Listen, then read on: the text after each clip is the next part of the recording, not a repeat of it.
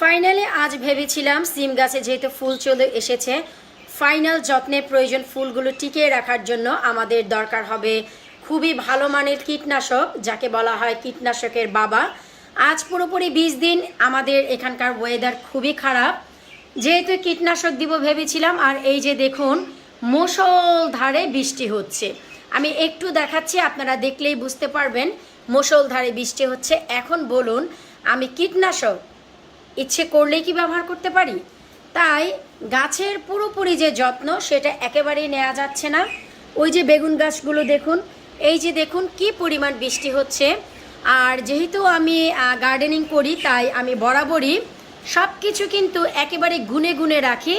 আজ পুরোপুরি 20 দিন হয়েছে আমাদের এখানের এই ওয়েদার, কোনো গাছেই আমি নিম অয়েল দিতে পারছি না। তাই আশেপাশের পোকামাকড়গুলো কিন্তু অনেক বেশি আঘাতপ্রাপ্ত করছে গাছগুলোকে। বিশেষ করে এখন সিম গাছের অনেক যত্নের প্রয়োজন, কারণ সিম গাছে প্রচুর পরিমাণে ফুল এসেছে।